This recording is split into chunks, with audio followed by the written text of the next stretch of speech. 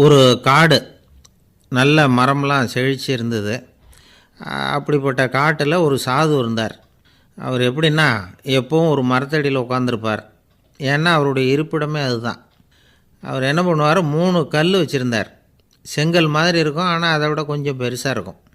எதுக்கு அந்த 3 கல்லுன்னா, அதுதான் அவருடைய படுக்கை. அதாவது தூங்குறப்ப ஒரு கல்லை தலைக்கு கீழே வச்சுக்குவார், இன்னொரு கல்லை இடுப்புக்கு கீழே வச்சுக்குவார், இன்னொரு கல்லை காலுக்கு கீழே வச்சுக்குவார். உடம்பை வந்து அப்படியே ஒரு தகட்டால் மூடிக்குவார். அப்படியே தூங்கி போடுவார். மழை பெய்யுதுன்னு வச்சுங்க, அவர் உடம்பு வந்து 3 கல் மேலே இருக்குதா, அதனால் தண்ணி வந்து அடியில் ஓடி போடும், உடம்பு நனையாது. மேலே தகடு இருக்கிறதுனால மழையும் உடம்புல படாது. அவர் தூக்கமும் கெடாது, நிம்மதியாக தூங்குவார். பகலில் அந்த 3 கல்லையும் ஒரு சேர ஒரு அடுப்பு மாதிரி வச்சு அது மேலே உட்காந்துக்குவார். அதனால் பாம்பு பூச்சி எதுவும் அவரை வந்து தொந்தரவு பண்ணுறதில்ல. அது பாட்டுக்கு நகர்ந்து போயிடும். அவர் பாட்டுக்கு நிம்மதியாக இருப்பார். யாராவது எதையாவது கொண்டுகிட்டு வந்து கொடுத்தா அதை வாங்கி சாப்பிடுவார், அவ்வளவுதான். ஒரு நாள் அந்த நாட்டு அரசன் காட்டுக்கு வேட்டையாட வந்தான். அந்த வழியாக வந்தப்போ இந்த சாது படுத்துருக்கிறத பார்த்தான். பரிதாபப்பட்டான். ஐயோ பாவம், இவர் இப்படி இந்த கல் மேலே உடம்பை வச்சுக்கிட்டு தூங்குறாரே, என்ன பாடுபடுவார். இவரை நாம் வந்து அரண்மனைக்கு அழைச்சிட்டு போய் சுகமாக நிம்மதியாக இருக்கிறதுக்கு வழி செஞ்சு கொடுப்போம், அது ரொம்ப நல்லாயிருக்கும் அப்படின்னு நினச்சான். அப்படி நினச்சிக்கிட்டே அரண்மனைக்கு வந்துட்டான். அதுக்கப்புறம் ஒரு பல்லக்கையும் 2 சேவகர்களையும் காட்டுக்கு அனுப்பி அந்த சாதுவை மெதுவாக இங்கே அழைச்சிட்டு வந்துடுங்க அப்படின்னு சொல்லி அனுப்பி வச்சான். இவங்க போய் அவர்கிட்ட விவரத்தை சொன்னாங்க. எனக்கு என்னத்துக்கு அரண்மனை வாசம் அப்படின்னார். இருந்தாலும் மன்னர் உத்தரவு, நீங்கள் அவசியம் வரணும் அப்படின்னாங்க இவங்க. சரின்னு சொல்லிவிட்டு வேறு வழி இல்லாமல் புறப்பட்டார். புறப்படும் பொழுது என்ன பண்ணார்னா, மறக்காமல் அந்த 3 கல் ஒரு தகடு அதையும் எடுத்து பல்லக்கில் வச்சுக்கிட்டார். என்னத்துக்கு இதையெல்லாம் எடுத்து வைக்கிறாரு அப்படின்னு சொல்லி அவங்க யோசனை பண்ணாங்க. இருந்தாலும் அதை பற்றி ஒன்றும் கேட்கல. பேசாமல் அவரை அழைச்சிட்டு போய் அரண்மனையில் விட்டுட்டாங்க. அரசன் ஓடி வந்தான், வரவேற்றான், அறுசுவை உணவு படைத்தான். அவர் படுக்கிறதுக்கு தங்க கட்டில், பட்டு மெத்தை, இப்படி எல்லாம் ஏற்பாடு பண்ணி வச்சான். இங்கே படுத்து ஓய்வு எடுத்துங்க அப்படின்னு சொல்லிவிட்டு அவன் பாட்டு போயிட்டான். மறுநாள் காலையில் வந்து பார்க்குறான், சாது படுத்துருக்கிறார். எப்படி தெரியுமா, அந்த பட்டு மெத்தை மேலே 3 கல்லையும் வச்சு வழக்கம் போலவே அது மேலே படுத்துருக்கிறார். அதுக்கு மேலே தகடு. அரசன் பார்த்துட்டு அதிர்ச்சி ஆகிட்டான். என்ன சுவாமி இப்படி அப்படின்னா, சாது சொன்னார், எனக்கு வந்து தேவையும் இல்லை குறையும் இல்லை, எல்லா இடத்துலையும் எனக்கு ஒரே மகிழ்ச்சி தான் அப்படின்னார். மகிழ்ச்சிங்கிறது தங்க கட்டிலேயோ பட்டு மெத்தையிலேயோ இல்லை, அது வந்து மனசில் இருக்கிற ஒரு விஷயம். உண்மையான மகிழ்ச்சிக்கு வழி வந்து மனப்பக்குவம் அப்படிங்கிறது அந்த அரசனுக்கு புரிஞ்சுதான். இந்த காலத்தில் ஒரு சாமியார், அவரை தேடி ஒரு சீடன் வந்தான். என்னாச்சு தெரியுமா, சுவாமி எனக்கு நிம்மதி வேணும், அதுக்கு என்ன வழின்னு கேட்டான். சாமியார் நிமிர்ந்து பார்த்தார். அப்புறம் சொன்னார், நீ ஏகப்பட்ட பேர்கிட்ட கடன் வாங்கியிருக்கிற, அதையெல்லாம் திருப்பி கொடுத்தா தான் உனக்கு நிம்மதி கிடைக்கும்னார். இவனுக்கு ஆச்சரியம். அது எப்படி சாமி, அவ்வளவு கரெக்டாக நான் கடன் வாங்கினதை கண்டுபிடிச்சிங்க அப்படின்னா.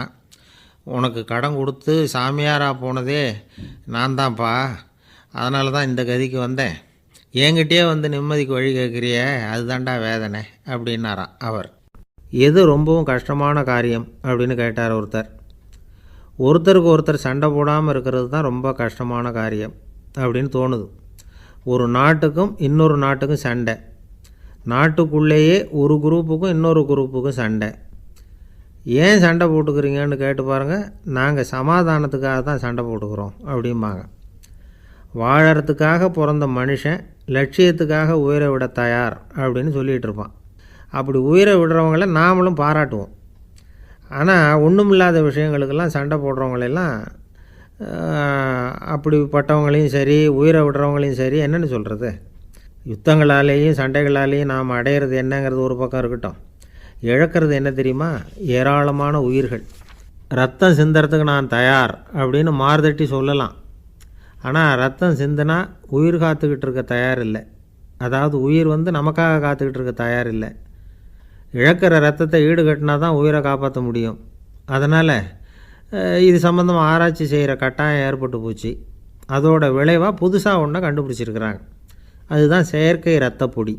இப்போ இந்த திடீர் சாம்பார் பொடி, திடீர் ரசப்பொடி, திடீர் காப்பி பொடி இப்படிலாம் சொல்கிறோம்ல, அது மாதிரி இது திடீர் ரத்தப்பொடி. இஸ்ரேல் வந்து ஒரு சின்ன நாடு, மக்கள் தொகை குறைச்சல், அதோட போர்கள் வேறு. அதனால் காயம்பட்டவங்களை காப்பாற்றியே தீர வேண்டிய கட்டாயம். காப்பாற்றணும்னா ரத்த இழப்பை தடுக்கணும். அப்படின்னா உடனடியாக புது ரத்தம் செலுத்தி ஆகணும். திடீர்னு ரத்தம் வேணும்னா எங்கே போகிறது? அதுவும் கிடைக்கிற ரத்தம் சேர்கிற குரூப்பாக இருக்கணும். ஒரு வேடிக்கை பார்த்தீங்களா, நான் வேறு குரூப்பு நீ வேறு குரூப்புன்னு இவன் சண்டை போடுறான். இதில் அடிபட்டவனுக்கு ரத்தம் கொடுக்க போனால் அதுலேயும் அது வேறு வேறு குரூப்பாக இருக்குது. அது ரத்தமும் வேறு வேறு குரூப்புன்னு சொல்லிகிட்டு இருக்குது. எந்த குரூப்பு ரத்தம் வேணும், அது உடனடியாக கிடைக்கலன்னா என்ன பண்ணுறது? இப்படிப்பட்ட கஷ்டம்லாம் நமக்கு வந்துடுது. இதுக்காக தான் விஞ்ஞானிகள் இந்த ரத்த பொடியை கண்டுபிடிச்சிருக்கிறாங்க. அதாவது ஒரு ஆள் அடிபட்டு போட்டான்னு வச்சுங்களேன், அவனுக்கு ரத்தம் கிடைக்கல. உடனே என்ன பண்ணலாம்? இந்த சுத்தப்படுத்தப்பட்ட தண்ணீரை கொஞ்சம் எடுத்துக்க வேண்டியது, அதில் இந்த ரத்த பொடியை கரைக்க வேண்டியது. இப்போ இந்த செயற்கை ரத்தம் வந்து தயாராகிட்டுது. இதை அந்த ஆள் உடம்புல ஏற்றி விட்ற வேண்டியது. இயற்கையாக நம்ம உடம்பில் இருக்கிற ரத்தம் என்னென்ன வேலை செய்யுதோ அதே வேலையை இதுவும் செய்யும். அதாவது ஆக்சிஜனை உடம்புல எல்லா இடத்துக்கும் எடுத்துகிட்டு போகுது. அந்த வேலையை இந்த செயற்கை ரத்தமும் செஞ்சுடுது. ஆனால் ஒரு விஷயம், இந்த செயற்கை ரத்தம் ஒரு அவசரத்துக்கு தான் உபயோகப்படுத்தலாம், ஒரு முதல் உதவி மாதிரி. அதை அப்படியே நிரந்தரமாக விட்டுற முடியாது. பின்னாடி வந்து தேவையான குரூப்பு உண்மையான ரத்தம் கிடைச்ச உடனே அதை செலுத்திக்கணும். உண்மையான ரத்தத்தை 20லேருந்து 40 நாள் வரைக்கும் தான் பாதுகாக்க முடியும். அதுவும் குளிர்பதன பெட்டியில். அதுக்குள்ளே உபயோகப்படுத்தலைன்னா அது வீணாக போயிடும். இந்த ரத்த பொடி அப்படி இல்லை, எவ்வளோ நாள் வேணும்னாலும் அப்படியே வச்சுருக்கலாம். குளிர்பதன பெட்டியும் தேவையில்லை. ஆனால் ஒன்று, இது தண்ணியில் கலந்து செயற்கை ரத்தமாக ஆக்கிவிட்டா அதோட வலு 72 மணி நேரம் தான். அதாவது 3 நாள். அதுக்குள்ளே அந்த ஆசாமியை எங்கேயாவது ஆஸ்பத்திரிக்கு தூக்கிட்டு போய் உண்மையான ரத்தத்தை கொடுத்துடணும். சண்டையில் அடிபடுறவங்க, சாலை விபத்தில் அடிபடுறவங்க, இவங்களுக்கெல்லாம் அவசரத்துக்கு கை கொடுத்து உதவுறது இந்த செயற்கை ரத்த பொடி. அதுக்கப்புறம் நாம் கொடுக்குற ரத்தம் தான் அவங்கள காப்பாற்றணும். இன்றைக்கி வந்து ரத்தத்தை தானமாக கொடுக்க தயாராக இருக்கிற நல்ல உள்ளங்கள் ஏராளம். எவ்வளவு ஆக்சிடெண்ட்டு, ஆப்ரேஷன், இதில் சம்மந்தப்பட்டவங்களை வந்து காப்பாற்றுறது நாம் தானமாக கொடுக்குற ரத்தம் தானே. ஒரு ஆக்சிடெண்ட்டு, ஒரு ஸ்கூட்டர் ஒரு ஆள் மேலே மோதி விட்டுது. பார்த்து வரக்கூடாதா அப்படின்னா அந்த ஆள், நீ தான் பார்த்து நடக்கணும், ஏன்னா 20 வருஷமாக நான் அந்த ஸ்கூட்டரை ஓட்டிகிட்டு இருக்கிறேன் அப்படின்னானா இவன். இதுக்கு அவன் சொன்னானா, நீ தான் பார்த்து ஓட்டணும், ஏன்னா 40 வருஷமாக நான் இப்படி நடந்துக்கிட்டு இருக்கிறேன் அப்படின்னானா. ஒரு ஊரில் ஒரு ராஜா இருந்தார். பெரிய அரண்மனையில் தான் இருக்கிறார். எல்லா வசதியும் இருந்தது. இருந்தாலும் அவர் எல்லாரும் சொல்கிறது எப்படி தெரியுமா, பிச்சைக்கார ராஜா. அப்படி ஒரு பேர் அவருக்கு நிலச்சி போச்சு. ஜனங்களும் சரி, மற்ற தேசங்களில் உள்ளவங்களும் சரி, அவர் அந்த பேர் சொல்லியே குறிப்பிடுறது வழக்கமாக போட்டுது. இது அவருக்கு ரொம்ப கவலையாக போச்சு. என்ன இது, நம்மளை தேடி வர்றவங்களுக்கெல்லாம் நாம் சோறு போடுறோம், நம்ம புகழ்ந்து பாடல் ஏற்றி கொண்டு வர்ற புலவர்களுக்கெல்லாம் அவங்க எப்படி வந்தாலும் ஒருவேளை சோறு போடணுங்கிறது உத்தரவு. இவ்வளவுலாம் செஞ்சும் நம்மளை போய் பிச்சைக்கார ராஜான்னு எல்லாரும் சொல்கிறாங்களே, அது ஏன், எதுக்காக இப்படி சொல்கிறாங்க? இதுதான் ராஜாவுக்கு குழப்பம். சரி, இதை பற்றி நம்ம அமைச்சர்கள்கிட்ட கேட்கலாமா அப்படின்னு யோசனை பண்ணார். இந்த விஷயத்தை போய் அவங்கக்கிட்ட எப்படி கேட்குறதுன்னு அவருக்கு தயக்கமாக இருந்தது. கௌரவ குறைச்சலாக தெரிஞ்சுது அவருக்கு. சரி, சாதாரண குடிமக்கள்கிட்ட இதை பற்றி கேட்கலாமா அப்படின்னு யோசனை பண்ணார். கேட்கலாம், ஆனால் அவங்க யாரும் ராஜா முன்னாடி வந்து நின்று தைரியமாக பேசக்கூடிய அளவுக்கு இல்லை. ராஜாவோட குழப்பம் நாளுக்கு நாள் அதிகமாக போச்சு. கடைசியாக அவர் ஒரு முடிவுக்கு வந்தார். அதாவது இதை பற்றி ஒரு பிச்சைக்காரங்கிட்டே கேட்டு பார்த்துட்டா என்ன. இதுதான் அவர் பண்ண முடிவு. உடனே மாறு வேஷம் போட்டுக்கிட்டு நகர்வலம் போனார். ஒரு பிச்சைக்காரனை கண்டுபிடிச்சார். இதை பாருப்பா, நம்ம ராஜாவை எல்லாரும் பிச்சைக்கார ராஜான்னே சொல்கிறாங்களே, அதுக்கு என்ன காரணமாக இருக்கும் அப்படின்னு கேட்டார். அதுக்கு அவன் சொல்கிறான், இதுக்கான பதிலை இன்னும் ஒரு 30 நாளில் சொல்கிறேன் அப்படின்னா. உடனே இவருக்கு சந்தோஷம். உண்மையை அவங்ககிட்ட சொன்னார். நான் வேறு யாரும் இல்லை, நான் தான் இந்த நாட்டு ராஜா. இப்போ நீ என் கூடவே வந்துடும், அரண்மனையிலேயே தங்கிக்கோ, 30 நாள் கழித்து எனக்கு பதில் சொல்லிவிட்டு அதுக்கப்புறமா நீ போகலாம் அப்படின்னு சொல்லி அழைச்சிட்டு வந்துட்டார். அரண்மனையில் ஒரு மூலையில் அவன் தங்கிறதுக்கு இடம் கொடுத்தார். தினம் 2 வேளையும் இவனுக்கு சோறு போடுங்க அப்படின்னு உத்தரவு போட்டார்.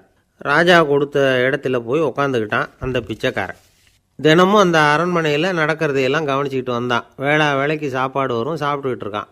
இப்படி 30 நாள் முடிஞ்சுது. ராஜா வந்தார். என்ன, என்னோட கேள்விக்கு பதில் என்னன்னு கண்டுபிடிச்சிட்டியான்னார். கண்டுபிடிச்சிட்டேன்னா. என்ன எல்லாரும் பிச்சைக்கார ராஜான்னு சொல்கிறாங்களே, அது நியாயமாக படுதா உனக்குன்னு கேட்டார். நியாயமாக தான் படுது, சந்தேகம் இல்லாமல் நீங்கள் பிச்சைக்கார ராஜா தான். என்ன தான் நீங்கள் வசதியோடவும் படைபலத்தோடவும் இருந்தால் கூட நீங்கள் எங்கள் வர்க்கத்தை சேர்ந்த ஆசாமி தான் அப்படின்னு அடித்து சொல்லிவிட்டான் அந்த ஆள். ஏனால் அப்படி சொல்கிறேன்னு கேட்டார் இவர். அரசே, ஒரு உண்மையை கண்டுபிடிச்சி சொல்கிறதா நான் உங்ககிட்ட சொன்னேன். நீங்கள் ராஜ பரம்பரைன்னா உடனே உங்கள் கழுத்தில் கிடக்கிற முத்து மாலையை கழட்டி பரிசாக கொடுத்துருப்பீங்க, பொன்னையும் மணியையும் கொடுத்துருப்பீங்க. ஆனால் நீங்கள் அப்படி செய்யலை. என்னை ஒரு மூலையில் உட்கார வச்சு 2 வேளை சோறு போட சொன்னீங்க. உங்களை தேடி யார் வந்தாலும், யார் வந்து பாராட்டி பேசினாலும் அல்லது பிரச்சனைகளை சொன்னாலும் நீங்கள் செய்கிற ஒரே காரியம் சோறு போடுறது தான். பிச்சைக்காரனுக்கு சோறு மட்டும்தான் உலகம். உங்கள் விஷயத்திலையும் நீங்கள் அப்படி தான் நினைக்கிறதாக தெரியுது. நல்லா கவனிங்க. எந்த ஒரு பிரச்சனைக்கும் சோறு தான் முடிவுன்னு நினைக்கிறீங்க பாருங்கள். நீங்கள் சந்தேகமில்லாத எங்களை சேர்ந்த ஆள் தான் அப்படின்னு விட்டான் அந்த பிச்சைக்காரன். அதுக்கப்புறம் தான் அந்த ராஜா தன்னுடைய தவறுகளையெல்லாம் தேர்த்திக்கிட்டாராம். பசின்னு வர்றவங்களுக்கு சோறு தான் போடணும், அது தப்பு இல்லை. பாராட்ட வர்றவங்களுக்கெல்லாம் சோத்தையே போட்டு அனுப்புனா இப்படி தான் பேர் வரும். எனக்கு தெரிஞ்ச ஒருத்தர் தினமும் யாராவது ஒருத்தரை தன் வீட்டுக்கு அழைச்சிட்டு போவார், சாப்பாடு போட்டு அனுப்புவார். முன்னறிவிப்பு இல்லாமல் திடீர்னு ஒரு விருந்தாளியோட வீட்டில் போய் இவர் நிற்கிறது வழக்கம். அந்த அம்மாவும் இவருக்காக தயார் பண்ணி வச்சுருந்ததை இவர் அழைச்சிட்டு வந்திருக்கிற விருந்தாளிக்கு போட்டுருவாங்க. விருந்தாளி சாப்பிட்டுட்டு போனதுக்கப்புறம் இவர் மனைவிகிட்ட உனக்கு சிரமம் வேணாம் அப்படின்னு சொல்லிவிட்டு பக்கத்தில் உள்ள ஒரு ஹோட்டலுக்கு போய் காசு கொடுத்து சாப்பிட்டுட்டு வந்துடுவார். பல நாள் இப்படி நடக்கும். ஒரு நாள் அவரை தனியாக கூப்பிட்டுக்கிட்டு போய் ஏன் இப்படி பண்ணுறீங்கன்னு கேட்டோம். அதுக்கு அவர் சொல்கிறாரு, எங்கள் வீட்டு சாப்பாட்டிலேருந்து தப்பிக்கிறதுக்கு எனக்கு வேறு வழி எதுவும் தெரியல சார், அதனால தான் இப்படி பண்ணிகிட்ருக்கிறேன் அப்படின்னார் ரொம்ப பரிதாபமாக. ஒருத்தன் எப்படி நடந்துக்கிறாங்கிறத வச்சு தான் அந்த ஆள் எப்படிங்கிறத நாம் முடிவு பண்ணுறோம். ஆளுமைன்னு சொல்கிறோம்ல, அதுக்கு சூழ்நிலைகளை ஆளுகின்ற தன்மை அப்படின்னு விளக்கம் கொடுக்குறார் ஒரு உளவியல் நிபுணர். சரி, ஒரு மனிதனுடைய ஆளுமையை உருவாக்குகிற விஷயங்கள் என்னென்ன? பிறப்பு, வளர்க்கப்பட்ட விதம், படிப்பு, நண்பர்கள், சமுதாயம், இப்படி நிறைய உண்டு. ஆளுமையின் அடிப்படையில் சில மனநோய்கள் உண்டாகுது. அதெல்லாம் என்னென்னங்கிறத தெரிஞ்சு வச்சுக்கிட்டோம்னா நம்ம கூட இருக்கிறவங்கள அடையாளம் கண்டுபிடிக்கிறதுக்கு அது ரொம்ப உபயோகமாக இருக்கும். ஃப்ரெனாய்டு ஆளுமை அப்படின்னு ஒன்று. இந்த கோளாறு உள்ளவங்க எப்படி இருப்பாங்க தெரியுமா? அதிக உணர்ச்சி, சந்தேகம், பொறாமை இதெல்லாம் அதிகமாக இருக்கும். வளைஞ்சு கொடுக்க மாட்டாங்க. அடுத்தவங்களோட இணக்கமான உறவு இருக்காது. அவங்க செய்கிற தப்புக்கெல்லாம் அடுத்தவங்களை குறை சொல்லிகிட்டு இருப்பாங்க. இது ஒரு ரகம். அடுத்தது ஸ்கிசாய்டு ஆளுமை அப்படின்னு சொல்கிறாங்க. இந்த கோளாறு உள்ளவங்க அடுத்தவங்களோட பழக கூச்சப்படுவாங்க. சின்ன வயசுலேயே இது ஆரம்பமாயிடுது. பகல் கனவுலேயே சஞ்சரிப்பாங்க. அவங்களுடைய விரோதம், கோபம் இதை கூட வெளியில் காட்டிக்க முடியாமல் இருப்பாங்க. இவங்களுக்கு அகமுகம், பிரச்சனைகள்லேருந்து ஒதுங்கி எதுலேயும் ஈடுபாடு இல்லாதவங்களாக இருப்பாங்க. இப்படி ஒரு ரகம். அடுத்தது சைக்ளோதமிக் ஆளுமை அப்படின்னு சொல்கிறாங்க. அது என்னென்னா, உணர்ச்சிகளில் ஏற்றத்தாழ்வு அதிகமாக இருக்குமா. சில சமயம் பார்த்தா மகிழ்ச்சியாக இருப்பாங்க, சில சமயம் சோகமாக உட்காந்துருப்பாங்க. அவங்க மனநிலைக்கு தகுந்த மாதிரி சமூக நிகழ்ச்சிகளில் பங்கெடுத்துக்குவாங்க. இன்னொரு வகை என்னென்னா எண்ணப்பீடிகை ஆளுமை அப்படின்னு பேர் வச்சுருக்கிறாங்க. அதுக்கு இவங்களுக்கெல்லாம் கரெக்டாக இருக்கணும், எல்லாம் சட்டத்திட்டம், எதுலேயும் ஒரு ஒழுங்குமுறை, இப்படி எதிர்பார்க்குற மனோபாவம். இவங்க எதிர்பார்ப்புக்கும் வரன்முறைக்கும் மற்றவங்க கட்டுப்படணும்னு நினைப்பாங்க. இந்த நிலைமை நீடித்தா என்ன ஆகும் தெரியுமா? அலைக்கழிக்கிற எண்ணங்கள் திரும்ப திரும்ப ஒரே செயலை செய்ய தூண்டுற மன தளர்ச்சிக்கு ஆளாயிடுறாங்க. அடுத்தது ஹிஸ்டீரியா ஆளுமை. சின்ன விஷயத்தையெல்லாம் பெருசுப்படுத்தி நாடகமாக்குற நடிகர்கள் இவங்க. உணர்ச்சி அதிகம் உள்ளவங்க. இவங்க மன எழுச்சியில் பக்குவமின்மை, குழந்தைத்தனம், முதிர்ச்சியின்மை எல்லாம் இருக்கும். தன்னலம் மிக்க குணம். பிறர் தன்னை மட்டுமே கவனிக்கணும்னு நினச்சி செயல்படுறது, இதெல்லாம் இவங்க அடையாளம். அடுத்த ரகம் எப்படின்னா வளர்ச்சியற்ற ஆளுமைன்னு சொல்கிறாங்க. அடுத்தவங்களோட இணங்கி போக முடியாதவங்க, அறிவு, மன எழுச்சி, சமூக உறவு இதில் எல்லாம் போதுமான வளர்ச்சியையும் நிறைவையும் பெற முடியாதவங்க. இவங்களால வாழ்க்கையில் முன்னேற முடியாது. பிச்சைக்காரங்க, குற்றவாளிகள், இவங்ககிட்டெல்லாம் இது மாதிரியான ஆளுமை அதிகமாக இருக்குமா. அடுத்தது என்னென்னா சோறு உடைய ஆளுமை. எதுலேயும் உற்சாகம் இல்லாமல் சோர்ந்து போயிருப்பாங்க. அதுக்கெல்லாம் நமக்கு வலிமை இல்லைப்பா அப்படின்னு சொல்லிகிட்டு இருப்பாங்க. சின்ன விஷயங்களுக்கெல்லாம் அதிர்ச்சி அடையிறது, வாழ்வின் சுவையை அனுபவிக்க முடியாதவங்க. இன்னொரு ரகம் இது கொதித்தெழும் ஆளுமைங்கிறாங்க. எதுக்கு எடுத்தாலும் ஆத்திரம், குரோதம், வன் செயல் இதிலெல்லாம் ஈடுபாடு, இப்படி உள்ளவங்க. நத்தை வகை ஆளுமை அப்படின்னு ஒன்று. அடுத்தவங்க மேலே விரோதம் இருக்கும், அடிக்கணுங்கிற எண்ணம் இருக்கும். ஆனால் அதை அப்படியே வெளியில் காட்டாமல் அதே சமயம் அமைதியான முறையில் வெறுப்பை வெளிக்காட்டுற ரகம். இவங்கெல்லாம் பேசாமல் கம்முன்னு இருந்துக்கிட்டே நினச்சதை நிறைவேற்றிக்கிறவாங்க. முன்ஜாக்கிரதை ஆளுமை அப்படின்னு ஒரு ரகமாக. பாதுகாப்பின்மை, சந்தேகம், முழுமையின்மை, அறவேக்காட்டுத்தனம் இந்த மனப்போக்கு அதிகமாக இருக்கிறதுனால அகம்பாவம், பிடிவாதம், எச்சரிக்கை எல்லாம் அளவுக்கு மீறி இருக்கும். இதுவரைக்கும் நாம் பேசிக்கிட்டு இருந்த ஆளுமை பண்புகள் அளவுக்கு அதிகமாக போயிட்டுதுன்னா ஆளுமை கோளாறுகள் ஏற்படும். அதன் அடிப்படையில் மனவியாதிகள் வருமா. அதனால் இணக்கமான எல்லாரும் விரும்புகிற இயல்பான ஆளுமையை பெறுவதற்கு நாம் முயற்சி செய்யணும் அப்படிங்கிறது மனோதத்துவ நிபுணர்களுடைய ஆலோசனை. ஒருத்தர் ஒரு மனோதத்துவ டாக்டரை தேடிட்டு வந்தாராம். டாக்டர், எனக்கு மனசில் ஏதோ வியாதி, ஆளுமை கோளாறு, அதாவது எனக்கு சீக்கிரமாக செத்து போனால் தேவையில்லைன்னு தோணுது அப்படின்னாராம். உடனே அந்த டாக்டர், சரி அப்படின்னா இங்கேயே இருங்க, நான் வைத்தியம் பார்க்குறேன் அப்படின்னாராம். ஆஃபீஸு முடிஞ்சு வீட்டுக்கு போகிற சமயத்தில் ஒருத்தர் கடைக்கு போய் ஸ்வீட் வாங்கினார். சரி, வீட்டுக்கு பிள்ளைங்களுக்கு தான் வாங்கிட்டு போகிறார் அப்படின்னு மற்றவங்க நினச்சாங்க. அவர் அப்படி செய்யலை. அந்த இடத்துலையே பொட்டலத்தை பிரித்தார். திருட மாதிரி அப்படியே சுற்றி ஒரு தரம் பார்த்துக்கிட்டார். யாரும் தெரிஞ்சவங்க இல்லைங்கிறத முடிவு பண்ணிவிட்டு அவசரமாக அதை அப்படியே போட்டு முழுகிவிட்டு கையை தொடச்சிக்கிட்டு நல்ல பிள்ளை மாதிரி நடந்து போக ஆரம்பிச்சிட்டார். அவர் யாருன்னா, அவரோட பிரச்சனை எல்லாருக்கும் தெரியாது, சில பேருக்கு தான் தெரியும். அதாவது அவர் உடம்பில் சர்க்கரை இருக்குதுன்னு டாக்டர் சொல்லிவிட்டாராம். அதனால் வீட்டில் சர்க்கரையே இவர் கண்ணில் காட்டுறதில்ல. அதனால் இவர் யார் கண்ணிலையும் படாமல் இப்படிப்பட்ட வேலைகள்லாம் செய்கிறது வழக்கம். யாருக்கும் தெரியாமல் இப்படி ஸ்வீட்டை வாங்கி சாப்பிட்டுட்டு அவர் பாட்டுக்கு போயிடுறது. இப்படிப்பட்டவங்களுக்கெல்லாம் கொஞ்சம் ஆறுதலான தகவல் இன்றைக்கி. அது என்னென்னா, நாம் சாப்பிட்ற சர்க்கரைக்கும் நம்ம உடம்பில் உள்ள சில கோளாறுகளுக்கும் அப்படி என்ன தான் சம்மந்தம் இருக்குது. இதை பற்றி சமீபத்தில் சில ஆராய்ச்சிகள்லாம் நடந்திருக்குது.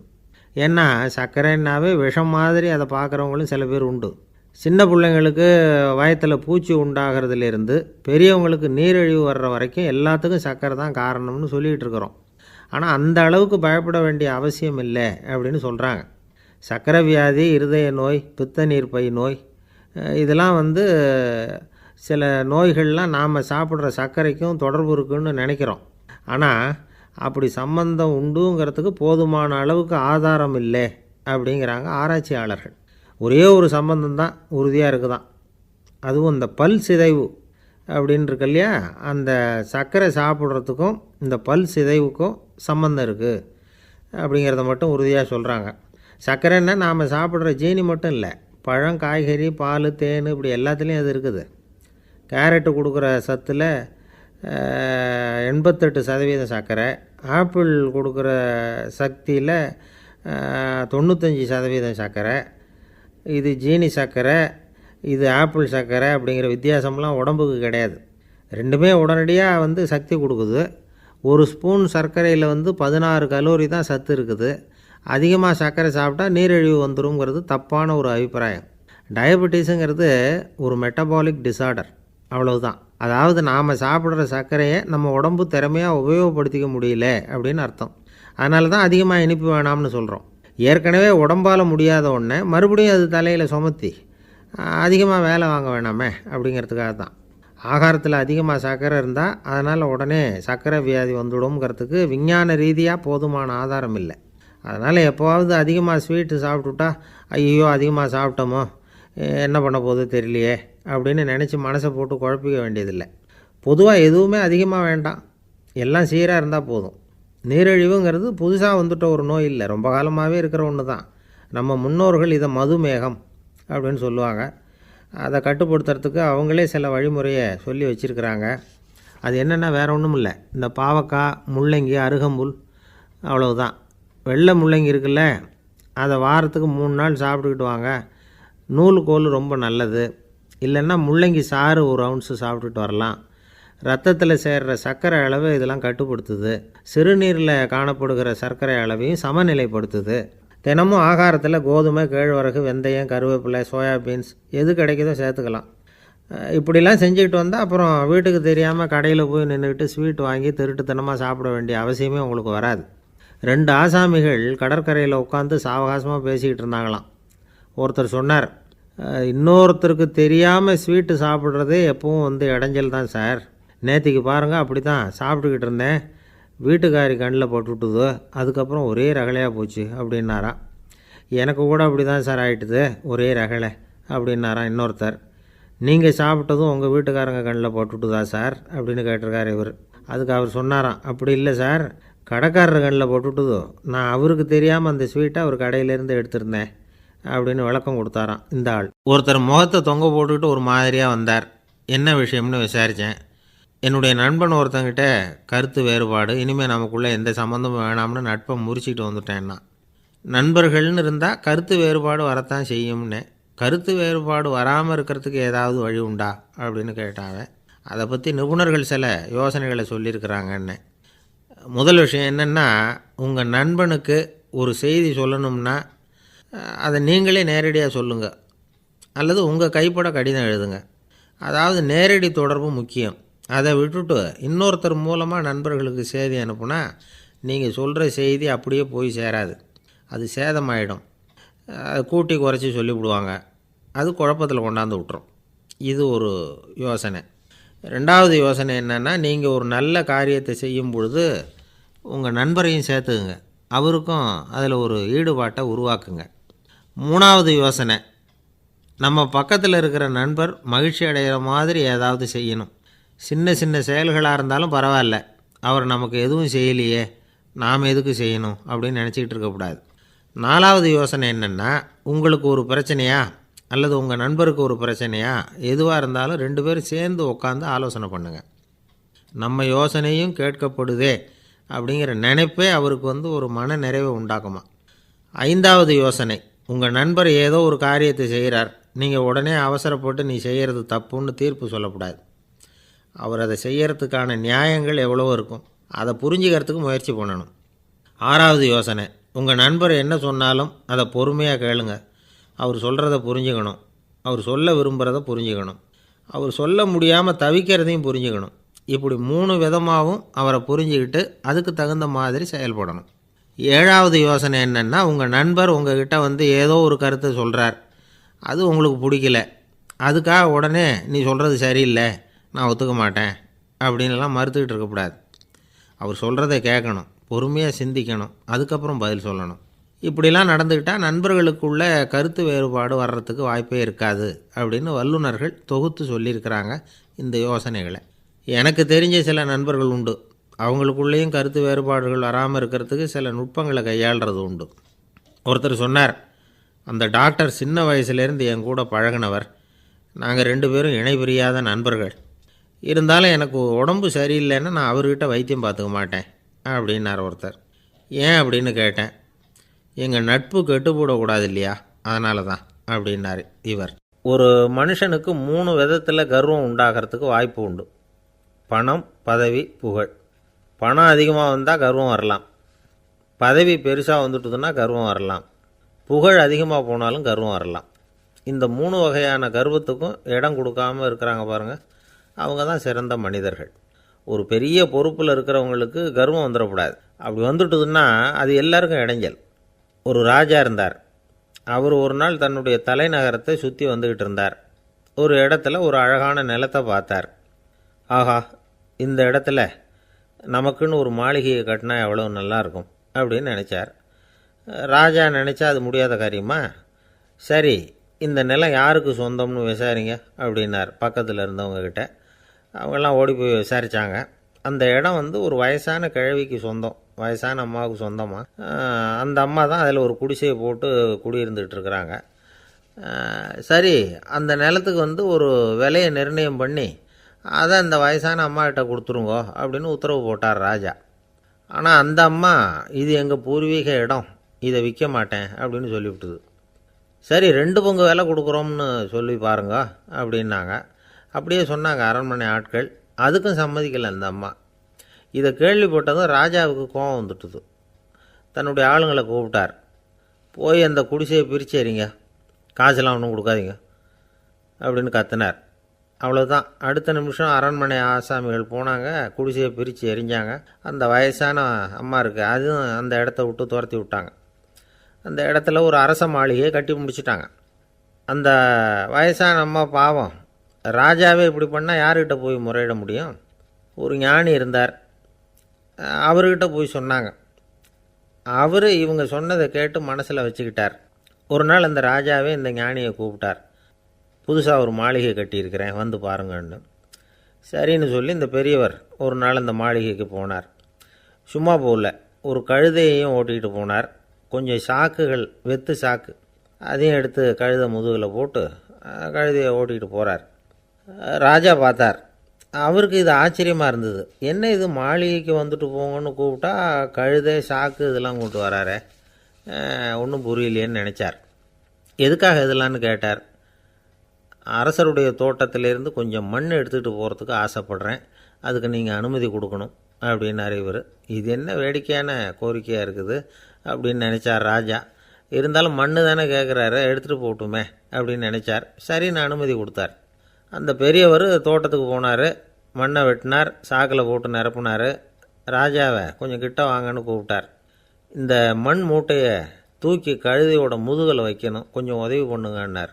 ஓ பண்ணுறேனே அப்படின்னு சொல்லி ராஜா கிட்ட போனார். மூட்டையை தூக்கி பார்க்குறாரு, முடியல, திணறி போயிட்டார். இப்போ அந்த ஞானி பேசினாராம். அரசே, இந்த ஒரு சாக்கு மண்ணையே உங்களால் தூக்க முடியல, அந்த கிழவிகிட்ட இருந்து அந்த அக்கிரமமாக அபகரித்த இந்த தோட்டம் பூராவையும் சுமக்கணும்னு ஆசைப்படுறீங்களே, அது உங்களால் முடியுமா அப்படின்னு கேட்டாராம். ராஜா யோசனை பண்ண ஆரம்பித்தார். தன்னுடைய செயலுக்காக வருத்தப்பட்டாராம். அந்த வயசான அம்மாவை உடனடியாக வரவழைச்சார். தாயே, தப்பு பண்ணிட்டேன், என்னை மன்னிச்சுக்குங்க, இன்னையிலேருந்து இந்த மாளிகையும் தோட்டமும் உங்களுக்கு தான் சொந்தம் அப்படின்னு சொல்லிவிட்டாராம். போகிறப்ப இந்த உலகத்திலேருந்து எண்ணத்தை எடுத்துகிட்டு போக போகிறோம், அதனால் ரொம்பவும் அலட்டிக்க வேண்டியதில்லை, கர்வப்பட வேண்டியதில்லை அப்படிங்கிறது ஒரு பெரிய உபதேசம். ஒரு பெரிய மனுஷன் சாக கிடந்தார், ரொம்பவும் அழுதார். ஏன் அழறீங்க அப்படின்னு கேட்டாங்க சுற்றி இருந்தவங்க. நான் சாகிறதுக்காக கவலைப்படலை, நான் நம்ம ஜனங்களுக்காக எவ்வளவோ காரியம்லாம் செஞ்சுக்கிட்டு வந்தேன். நான் செஞ்சுக்கிட்டு வந்த சேவையை இனிமேல் யார் செய்ய போகிறாங்க, அது யாரால் முடியும், அதை நினச்சி தான் அழறேன் அப்படின்னாராம். ஒருத்தர் முன்னாடி வந்தார். அதுக்காக நீங்கள் கவலைப்படாதீங்க, உங்கள் சேவையை தொடர்ந்து செய்கிறதுக்கு என்ன மாதிரி இளைஞர் பட்டாலும் தயாராக இருக்குது, இருந்தாலும் எங்கள் கவலை என்னென்னா அப்படின்னு இழுத்தார். என்ன சொல்லுங்கன்னு கேட்டார் அவர். நீங்கள் இது வரைக்கும் என்ன சேவை செஞ்சுக்கிட்டு வந்தீங்க, அதுதான் எங்களுக்கு இன்னமும் புரியாத புதிராக இருக்குது அப்படின்னாராம் அவர். இந்த காலத்து புள்ள ஒருத்தன் தன்னோட அப்பாவை பார்த்து சொன்னான், அப்பா, நான் உனக்கு உதவி செய்யலாம்னு நினைக்கிறேன், என்ன உதவி செய்யணும்னு சொல்லு அப்படின்னா.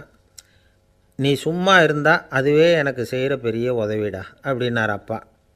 சும்மா இருக்கிறதும் ஒரு உதவி தான், அது மாதிரி மௌனமும் ஒரு சமூக சேவை தான் அப்படிங்கிறார் காஞ்சி பெரியவர். நமக்கு 5 புலன்கள் இருக்குது, மெய், வாய், கண், மூக்கு, செவி. இந்த 5லேயும் அதிகப்படியான வேலை எதுக்குன்னு நினைக்கிறீங்க? வாய்க்கு தான். ஏன்னா அதுக்கு 2 வேலை. இப்போ கண்ணுக்கு பார்க்குறது மட்டும்தான் வேலை, காதுக்கு கேட்குறது மட்டும்தான் வேலை, மூக்குக்கு வாசனை அறியறது தான் வேலை, உடம்புக்கு உணர்றது மட்டும்தான் வேலை. ஆனால் வாய் அப்படி இல்லை, அதுக்கு 2 வேலை, சாப்பிட்றதும் அதுதான், பேசுகிறதும் அதுதான். அதாவது வாய் ஒன்று தான் கர்மேந்திரியமாகவும் இருக்குது, ஞானேந்திரியமாகவும் இருக்குது அப்படின்னு சொல்லுவாங்க. சாப்பாட்டில் உட்காந்தா எந்தெந்த ஆகாரம் என்னென்ன ருசின்னு அறிவிக்கிற வேலையும் செய்யுது. சபையில் உட்காந்தா பாடுறது, பேசுறது, சிரிக்கிறது, இது மாதிரியான வேலையும் செய்யுது. இன்னொரு வித்தியாசம், கண்ணு, காது, மூக்கெல்லாம் ஸ்ட்ரெயின் பண்ணிக்கிட்டு வேலை செய்கிறதில்ல. ஒரு ரோஜா பூ பார்த்தா உடனே மூக்கு அப்படியும் இப்படியும் அசைய ஆரம்பிக்கிறதில்ல. ஒரு சங்கீதத்தை கேட்ட உடனே காது ஆட ஆரம்பிக்காது. ஆனால் வாய் அப்படி இல்லை, அது பேசினாலும் சரி சாப்பிட்டாலும் சரி அசைஞ்சு தான் ஆகணும். ஆக மற்றதை விட வாய்க்கு வேலை ஜாஸ்தின்னு தெரியுது. சாப்பிட்றது, பேசுறது அப்படின்னு 2 காரியம் அதுக்கு. இப்படி 2 காரியம் இருக்கிறதுனால அது 2ஐயும் பாதியாக குறைச்சிக்கணுங்கிறது கடவுள் அபிப்பிராயமாக இருக்கணும் அப்படிங்கிறார் காஞ்சி பெரியவர். ஆனால் இப்போ நாம் அப்படியே நடந்துக்கிறோம், அதுக்கு நேர்மாறாக நடந்துக்கிறோம். நாம் சாப்பிட்றதும் அதிகம், பேசுகிறதும் அதிகம், 2 வேலையையும் தேவைக்கு அதிகமாகவே செய்கிறோம். வாய் தான் ரொம்ப ஓவர் ஒர்க்குடு. அதுக்கு ஓய்வு கொடுத்தா உடம்பும் நல்லாயிருக்கும், உலகமும் நல்லாயிருக்கும். மௌன விரதம் இருக்கிறதெல்லாம் எதுக்காக நினைக்கிறீங்க? இதுக்காக தான். இந்த காலத்தில் மௌனமாக இருக்கிறவங்கெல்லாம் மகத்தான தொண்டு செய்கிறாங்க அப்படின்னு தான் சொல்லணும். சத்தம் அதிகமாக போய் தான் சவுண்டு பொல்யூஷன் வருது. அது மட்டும் இல்லை, மௌனமாக இருந்தால் சண்டை சச்சரவே வராது. மௌனம் கலக நாஸ்தி. ஆக இதுவும் ஒரு சமூக சேவை தான். நமக்கு தான் வாய் இருக்குதேங்கிறதுக்காக வசமாக சாப்பிட்றதும் தப்பு, வளவளன்னு பேசுகிறதும் தப்பு. ஒரு கருத்தை சொல்கிறதுக்கு ஒரே ஒரு சொல்லு போதும் அப்படின்னு இருக்கும்பொழுது 2 சொற்களை செலவு பண்ணாதே. எவ்வளவு சொன்னாலும் அதனால் ஒரு பயனும் விளையாது அப்படின்னு தெரிய வருமேயானால் அந்த ஒரு சொல்லையும் விரயம் பண்ணாதே அப்படிங்கிறார் ஒரு அறிஞர். எல்லா குணங்கள்லேயும் மௌனம்தான் சிறந்தது அப்படிங்கிறார் ஒருத்தர். மௌனமாக இருக்கிறது மூலமாக மற்றவர்கள் குறைகளை நம்மால் தெரிஞ்சிக்க முடியும். அதே சமயத்தில் நம்மக்கிட்ட இருக்கிற குறைகளை மற்றவங்களுக்கு தெரியாமல் மறைச்சிக்கவும் முடியுங்கிறார் அவர். உண்மைதானே? ஒரு பெரிய மேடை பேச்சாளர், பொது வாழ்க்கையில் 25 வருஷ காலமாக ஈடுபட்டிருக்கிறவர். அவர் மனைவி ஒரு நாள் சொன்னாங்க, எங்கள் வீட்டுக்காரர் 25 வருஷ காலமாக பொது வாழ்வில் ஈடுபட்டிருந்தா கூட இந்த மாதம் 10ஆம் தேதியிலேருந்து தான் மக்களுக்கு சேவை செய்ய ஆரம்பிச்சிருக்கார் அப்படின்னு நாங்கள் ரொம்ப பெருமையாக. 10ஆம் தேதிக்கு அப்படி என்ன விசேஷம் அப்படின்னு கேட்டோம். அன்னையிலேருந்து தான் அவர் மேடையில் பேசுகிறத நிறுத்தினார் அப்படின்னாங்க அந்த அம்மா. ஒரு நண்பர் அவசரமாக என்கிட்ட ஓடி வந்தார். அப்புறம் சொன்னார், என்னால் நம்பவே முடியல சார், என் பையனை அப்படி அப்படின்னு சொல்லி ஆச்சரியப்பட்டார். உங்கள் பையன் அப்படி என்ன தான் செஞ்சுட்டான் அப்படின்னு கேட்டேன். என்னால் முடியாத ஒரு காரியத்தை அவன் செஞ்சுட்டான் சார் அப்படின்னார். அது என்னன்னு தான் சொல்லுங்களேன். என்ன 5ஆவது வகுப்பில் அவன் ஒரே தடவையில் தேறிட்டான் சார், அதாவது ஒரே அட்டம்ப்டில் பாஸ் ஆகிருக்கான் அப்படின்னார் மூச்சு வாங்க. கஷ்டப்பட்டு பரீட்சை எழுதுனது அவன், இவருக்கு ஏன் மூச்சு வாங்குது? நம்மால் செய்ய முடியாத ஒரு காரியத்தை இன்னொருத்தர் செய்யும் பொழுது அது நமக்கு ஆச்சரியமாக இருக்குது. சர்க்கஸ் பார்க்குறோம், ஒருத்தர் அந்த இடத்துல தொங்குறார், அது நமக்கு ஆச்சரியம். ஏன்னா அது நம்மால் முடியாத காரியம். நம்மால் முடியாத ஒன்றை அடுத்தவர் எளிதாக செய்யும் பொழுது நாம் மருள்வது இயற்கை. இதை தான் தொல்காப்பியம் மருட்கை அப்படின்னு சொல்லுது. இந்த வியப்பு இருக்குதே, இது 4 வகையில் ஏற்படுறதாக தொல்காப்பியம் சொல்லுது. அது என்ன 4 வகை? முதல் வகை எப்படின்னா புதுமையான அரிய செயல்களை செய்கிறது. 2வது வகை என்னென்னா பெரும் செயல்களை செய்கிறது. 3வது வகை என்னென்னா மிக நுட்பமான செயல்களை செய்கிறது. 4வது வகை என்னென்னா ஆக்கம் தரும் செயல்களை செய்கிறது. புதுமை, பெருமை, சிறுமை, ஆக்கமோடு மதினம் சாலா மருட்கை 4 அப்படிங்கிறது தொல்காப்பியம். இன்றைக்கி விஞ்ஞானம் புதுசு புதுசாக எதையோ கண்டுபிடிக்குது. ஆரம்பத்தில் அது ஆச்சரியமாக இருக்குது, அப்புறம் அது நமக்கு பழகி போடுது. வானொலி பெட்டி புதுசாக வந்தப்போ ஒரு பெட்டி பேசுதுங்கிறது எவ்வளோ பெரிய ஆச்சரியம். இப்போ யாரும் அதை ஆச்சரியமாக பார்க்குறதில்ல. மதினம் சாலா மருட்கை அப்படின்னு ஒரு சொற்றொடர் வருது பாருங்கள், அதில் கருத்தாழம் உண்டு. எதை பற்றியும் போதுமான அளவு புரிந்து கொள்ளாத போது ஒருத்தர் ஆச்சரியப்படுறார். புரிந்து கொண்ட பிறகு ஆச்சரியம் மறைஞ்சு போடுது. மிக நுட்பமான செயல்களும் நம்ம ஆச்சரியப்பட வைக்கும். ஒரு அரிசியில் ஒரு திருக்குறள் எழுதி காட்டுறாங்க, ஒரு முட்டை ஓட்டுக்குள்ளே ஓவியம் தீட்டி காட்டுறாங்க. கருங்கல் சிற்பங்களில் எவ்வளவு நுட்பமான வேலைப்பாடுகளை எல்லாம் பார்த்து ஆச்சரியப்படுறோம். இது மாதிரி ஆக்கப்பூர்வமான அரிய செயல்களை செய்கிறது கூட வியப்பை உண்டு பண்ணும். குப்பை கூலங்களை கூட வாழ்க்கைக்கு பயன்படுகிற பொருளாக மாற்றுகிறவர்கள் இருக்காங்க. அவர்களுடைய செயல் வியப்பு அளிக்குது. இடைக்காட்டு சித்தர் பாடின 30 நூலில் வர்ற ஒரு பாடல், ஆற்றல் பிறர் அறிதலின் அகம் கிளர்வு உறுதலின் கற்று அறி பாணர் கழுமிய கோடலின் தோற்றம் உருகவே போற்றல் சால் வியப்பே. ஒருத்தருடைய ஆற்றல் தெரியாமல் இருந்தது, அவருடைய அரிய செயலை பார்க்கும் பொழுது வியப்பாக இருந்தது, மனசுக்குள்ளே கிளர்ச்சி. பாவலர்கள் இவர்களுடைய புகழை பாடி மற்றவர்களும் தெரிந்து கொள்ளுமாறு செய்கிறார்கள் அப்படிங்கிறது தான் ஒரு யதார்த்தமான உண்மை. ஆக எல்லா வகையிலும் மக்கள் தங்களுடைய வாழ்க்கையில் முன்னேறுவதற்கான வழிகாட்டுகிற ஒரு மெய்ப்பாடு தான் வியப்புங்கிறது. இந்த காலத்தில் நம்ம எப்படியெல்லாம் ஆச்சரியப்பட வைக்கிறாங்க. ஒரு ஆளை பிடிச்சி ஜெயிலில் கொண்டு வந்தாங்க. ஜெயில் அதிகாரி அவனை ரொம்ப ஆச்சரியமாக பார்த்தாரான். இவன் கேட்டான், ஏன் சார் அப்படி பார்க்குறீங்க, நான் இப்போ இங்கே வர்றது உங்களுக்கு ஆச்சரியமாக இருக்குதா அப்படின்னு கேட்டிருக்கான். இதுக்கு ஜெயில் அதிகாரி சொல்லியிருக்கார், நீ இப்போ இங்கே வந்ததில் எனக்கு ஒன்றும் ஆச்சரியம் இல்லைப்பா, ஏற்கனவே நீ இங்கேருந்து விடுதலையாகி போய் 6 மாதம் ஆச்சு, இவ்வளவு லேட்டாக வர்றியே அதுதான் எனக்கு ஆச்சரியமாக இருக்குது அப்படின்னாராம். ஒருத்தர் ஒரு தவறு செஞ்சு விட்றாருன்னு வச்சுக்கோங்க, உடனே நீ செஞ்சது தவறு அப்படின்னு சொல்கிறது ஒரு வகை. அதுக்கு பதிலாக எது சரின்னு அவர் புரிந்து கொள்ள உதவி செய்கிறது இன்னொரு வகை. இந்த 2வது வகை இருக்குது பாருங்கள், நிர்வாக இயலில் இது ரொம்ப முக்கியம். அலுவலகத்தில் வேலை பார்க்குற ஒருத்தர் முக்கியமாக தெரிஞ்சுக்க வேண்டியது என்ன தெரியுமா? சக ஊழியர்கள்கிட்ட எப்படி பழகணும், மேலதிகாரிகள்கிட்ட எப்படி பழகணும், தனக்கு கீழே வேலை செய்கிறவங்கக்கிட்ட எப்படி பழகணும், வாடிக்கையாளர்கள்கிட்ட எப்படி பழகணும், இவங்க எல்லார்கிட்டையும் செம்மையான உறவை ஏற்படுத்திக்கிறது எப்படி. இதையெல்லாம் சொல்லிக் கொடுக்குற பாடம் தான் இன்டர் பர்சனல் ஸ்கில், திறமையான உறவு அப்படிங்கிறது. எந்த வேலையில் இருந்தாலும் சரி, இந்த உறவுகளை வளர்க்கும் திறன் உள்ளவங்க சீக்கிரம் முன்னுக்கு வந்துடுறாங்க. மற்றவங்க கிட்ட உறவை பலப்படுத்திக்கிறது எப்படி அப்படின்னு தெரிஞ்சுக்கிட்டோம்னா எந்த ஒரு தடையையும் சுலபமாக தாண்டி செய்கிற தொழிலில் முன்னுக்கு வந்துடலாம். ஹார்வர்டு பல்கலைக்கழகத்தில் ஒரு கணக்கெடுப்பு பண்ணி பார்த்தாங்களாம். பார்க்குற வேலையில் எது மாதிரி குணாதிசயம் உள்ளவங்க வேகமாக முன்னுக்கு வர்றாங்க அப்படின்னு தெரிஞ்சுக்கிறதுக்காக இந்த கணக்கெடுப்பு. வெவ்வேறு துறையில் வேகமாக முன்னுக்கு வந்திருக்கிற பல பேரை சந்தித்து இந்த சர்வேயை நடத்தியிருக்கிறாங்க. அவங்க கண்டுபிடிச்சி சொல்லியிருக்கிற உண்மை என்ன தெரியுமா? ஒருத்தர் ஒரு வேலையில் இருந்தால் அது சம்பந்தப்பட்ட சப்ஜெக்ட் பற்றிய அறிவு 35% இருந்தால் போதுமா. ஆனால் உறவுகளை வளர்க்கக்கூடிய திறன், இன்டர் பர்சனல் ஸ்கில்லு 65% வேணும். இப்படி உள்ளவங்க சீக்கிரம் முன்னுக்கு வந்துடுறாங்களாம். அதனால் ஒருத்தருக்கு வேலை சரியாக புரியலைன்னா கூட விவரமாக மற்றவங்கக்கிட்ட பழகிறது எப்படின்னு புரிஞ்சால் போதும், அவர் முன்னுக்கு வந்துடலாம். அலுவலகங்களில் மட்டும் இல்லை, எல்லா இடங்கள்லேயும் இது ரொம்ப முக்கியம். வீட்டுக்குள்ளேயும் இது ரொம்ப முக்கியம், வீட்டுக்கு வெளியேயும் இது முக்கியம். அடுத்தவங்கக்கிட்ட பழகிறது எப்படிங்கிறத தெரிஞ்சிக்காதவன் வாழ்க்கையில் முன்னேற முடியாது. இன்றைக்கி ஆயுதங்களால் காயப்படுத்தி கொள்ளுகிறவர்களை விட வார்த்தைகளால் காயப்படுத்தி கொள்ளுகிறவர்கள் தான் அதிகம். பெரியவங்க என்ன சொல்கிறாங்க தெரியுமா? நீங்கள் இந்த பூமியில் பிறந்ததன் அர்த்தம் பூர்த்தியாகணும்னா அடுத்தவங்களுக்கு உதவி பண்ணுங்க. அடுத்தவங்களுக்கு உதவி செய்ய முடியாவிட்டால் கூட பரவாயில்லை, ஆனால் யாரையும் புண்படுத்தி விடாதீங்க அப்படின்னு சொல்கிறாங்க. எனக்கு தெரிஞ்ச ஒருத்தர் ஒரு அலுவலகத்தில் வேலை பார்க்குறார். அவர் சொல்லுவார், எனக்கு இந்த இன்டர் பர்சனல் ஸ்கில் ரொம்ப அதிகம் சார். சக ஊழியர்கள்கிட்ட ரொம்ப சுமூகமாக நடந்துக்குவேன்.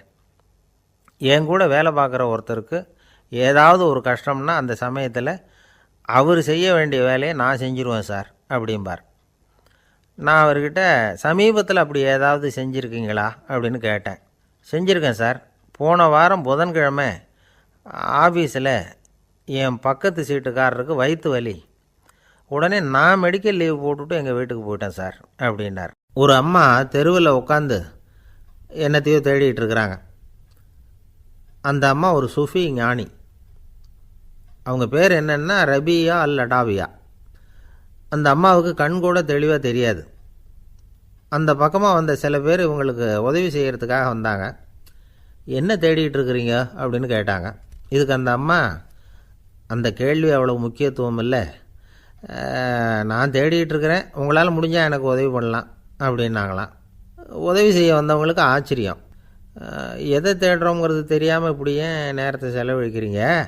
நாங்கள் எப்படி உங்களுக்கு உதவ முடியும்? எங்களுக்கு ஒன்றும் புரியலையே அப்படின்ட்டுருக்காங்க. சரி, உங்களை திருப்தி பண்ணுறதுக்காக சொல்கிறேன். ஒரு குண்டூசி தொலைஞ்சி போச்சு, அதை தேடுறேன் அப்படின்னாங்களாம் அந்த அம்மா. அதுக்கப்புறம் இவங்களும் சேர்ந்து தேட ஆரம்பிச்சிட்டாங்க. கொஞ்ச நேரம் ஆச்சு, ஒன்றும் கிடைக்கல. உதவி செய்ய வந்தவங்களும் அழுத்து போட்டாங்க. அப்புறம் கேட்டாங்க, இதை பாருங்கம்மா, இது ரொம்பவும் பெரிய தெரு, அகலமான தெரு. அதனால் குறிப்பாக நீங்கள் எந்த இடத்துல அந்த குண்டூசியை தொலைச்சிங்க அதை சொல்ல முடியுமான்னாங்களாம். இதுக்கு அந்த அம்மா, நீங்கள் மறுபடியும் அர்த்தமில்லாத கேள்வியை கேட்குறீங்க, உங்கள் கேள்விக்கும் நான் தேடுறதுக்கும் என்ன சம்மந்தம்னாங்களாம். இதை கேட்டதும் அவங்க ஒரு மாதிரி ஆகிட்டாங்க. என்னம்மா நீங்கள் பைத்தியம் மாதிரி பேசுகிறீங்க அப்படின்னாங்களாம். சரி, உங்களை மறுபடியும் திருப்திப்படுத்துறதுக்காக சொல்கிறேன். அதை நான் எங்கள் வீட்டில் தொலைச்சுட்டேன் அப்படின்னாங்களாம். அப்புறம் எதுக்காக இங்கே தேடிட்டு இருக்கிறீங்க அப்படின்னு கேட்டிருக்காங்க.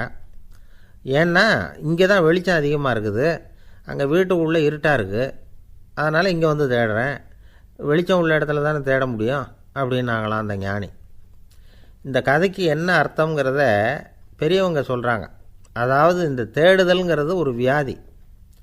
அது நம்ம சதா அலைய வைக்கும், பைத்தியமாக மாற்றுறதுக்கு முயற்சி பண்ணோம்.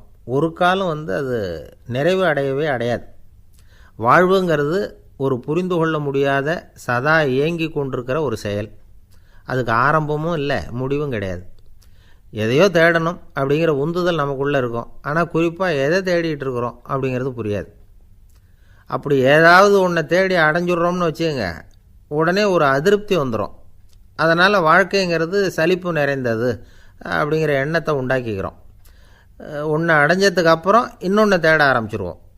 ஆக இந்த தேடல்ங்கிறது நாம் ஒன்று அடைஞ்சாலும் அடையாவிட்டாலும் தொடர்ந்து நடந்துக்கிட்டு தான் இருக்கும். இதுக்கு முடிவே கிடையாது. இந்த உண்மையை நாம் நல்லா புரிஞ்சுக்கணும் அப்படிங்கிறது பெரியவங்களுடைய கருத்து. ஏழையும் தேடுறான், பணக்காரனும் தேடுறான், நோயாளியும் தேடுறான், நோய் இல்லாதவனும் தேடுறான், அதிகாரம் உள்ளவனும் தேடுறான், அதிகாரம் இல்லாதவனும் தேடுறான், முட்டாளும் தேடுறான், அறிவாளியும் தேடுறான். ஆனால் யாரும் இதை தான் தேடி சாதிக்க போகிறோம், இதுதான் முடிவு அப்படின்னு திட்டவட்டமாக சொன்னதில்லை. ஒன்று அடைஞ்சதும் இன்னொன்று தேட ஆரம்பிச்சிடுறாங்க, அவ்வளோதான்.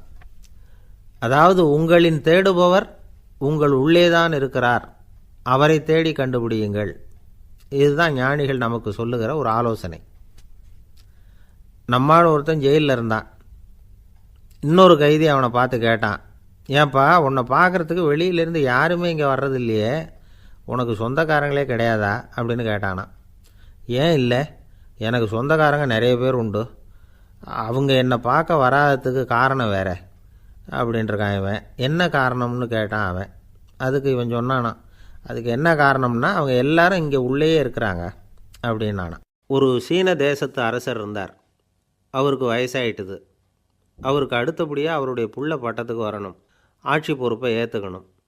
ஒரு நல்ல தலைவனுக்கு இருக்க வேண்டிய பண்புகள்லாம் தன்னுடைய மகனுக்கு இருக்கணும்னு விரும்பினார் அந்த அரசர்.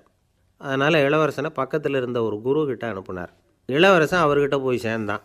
அந்த குரு என்ன பண்ணார் தெரியுமா, இவனை பார்த்து சொன்னார், இதை பாருப்பா, நீ என்ன பண்ணுற, இப்போவே பக்கத்தில் இருக்கிற காட்டுக்கு போ, நடுக்காட்டில் போய் ஒரு இடத்துல உட்காந்துக்கோ, அங்கே என்னென்ன சத்தம்லாம் உன் காதில் விழுதுன்னு கவனித்து கேளு, உன் காதில் விழுந்த ஓசைகள் என்னென்னங்கிறத என்கிட்ட வந்து சொல்லு, அதுதான் எனக்கு தெரியணும், உனக்கு வேலையும் அதுதான் அப்படின்னு சொல்லி அனுப்பி வச்சுட்டார். இளவரசன் காட்டுக்கு போனான். குரு சொன்னபடியே ஒரு இடத்துல உட்காந்து கவனித்து கேட்டான். அதுக்கப்புறம் குருக்கிட்ட திரும்பி வந்தான். என்னென்ன சத்தம்லாம் கேட்ட அப்படின்னு கேட்டார் குரு. குருவே, காட்டில் நான் பறவைகள் சத்தம்லாம் கேட்டேன், மிருகங்களின் ஓசையையும் கேட்டேன், இதை தவிர இடி மின்னல் மழை இதுகளோட சத்தத்தையும் கேட்டேன் அப்படின்னா. குரு யோசனை பண்ணார், நீ இன்னமும் சரியாக கேட்கல, அதனால் மறுபடியும் காட்டுக்கு போ, கொஞ்ச நாள் தங்கியிருந்து கேட்டுட்டு வா அப்படின்னார். இளவரசனுக்கு ஒன்றும் புரியல. இருந்தாலும் குருவின் கட்டளையாச்சே, மறுக்க முடியுமா? உடனே அவன் மறுபடியும் காட்டுக்கு போனான். ஒரு இடத்துல உட்காந்தான். கொஞ்ச நேரம் உன்னிப்பாக கவனித்து கேட்டான். சில நாள் கழித்து குருக்கிட்ட திரும்பி வந்தான். குருவே, இந்த தடவை சில துல்லியமான சத்தங்களை எல்லாம் கேட்டான். தேனீ பறக்கிற சத்தம், நீரோடையின் மெல்லிய ஓசை, இதெல்லாம் கேட்டேன்னா.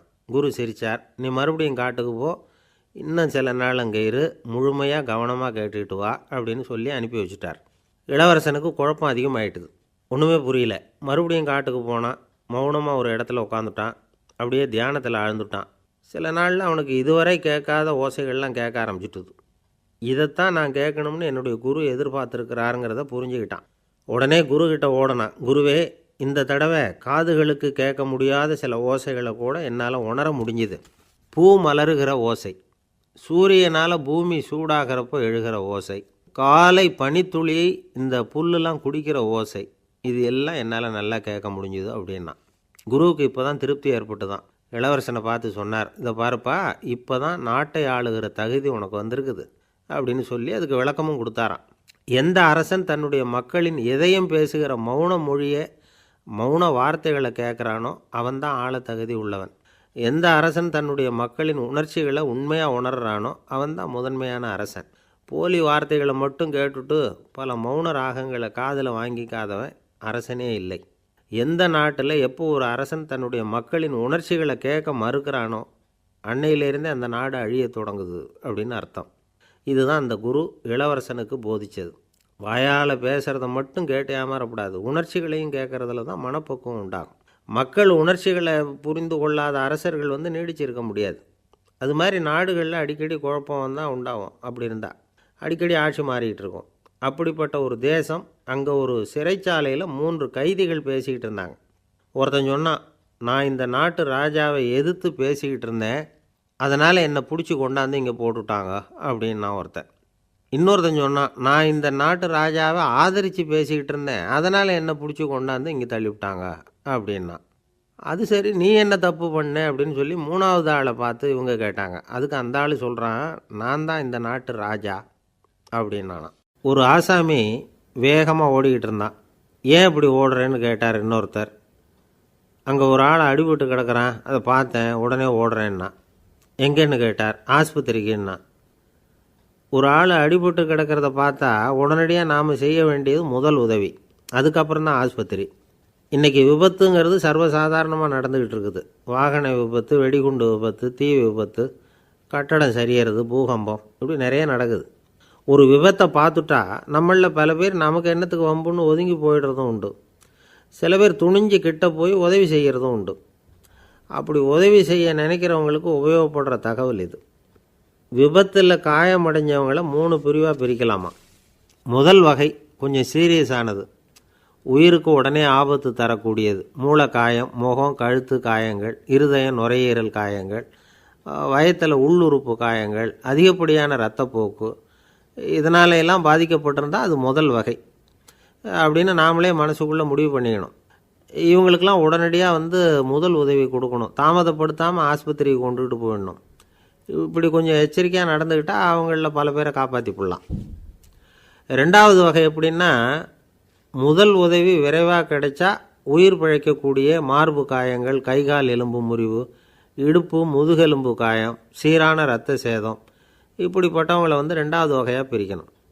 ஆபத்து இல்லாத சிராய்ப்புகள், சிறு காயங்கள், இரத்த உறைவுகள், இதனால் பாதிக்கப்படுறவங்க மூணாவது வகை. ஒருத்தர் தலையில் அடிபட்டு நினைவு விழுந்துட்டார்னு வச்சுங்க, அவருக்கு வாந்தி வர்றதுனால புறையேறி மூச்சு அடைப்பு உண்டாகும். இப்படி ஆகாமல் இருக்கிறதுக்காக தலையை ஒரு பக்கமாக சாய்ச்சி வைக்கலாம். நாடி துடிப்பையும் இதய துடிப்பையும் தொட்டு பார்க்கணும். அது குறைஞ்சிருந்தாலும் சரி, நின்று இருந்தாலும் சரி, அவர் மார்பை நிமிஷத்துக்கு 80 தடவை உள்ளங்கையால் அழுத்தி இதய துடிப்பை மீட்கிறதுக்கு உதவி பண்ணணும். கழுத்தில் காயம்பட்டாலும் ஆபத்து அதிகம். கழுத்துக்கு அடியில் ஒரு துண்டை மடித்து வைக்கலாம்.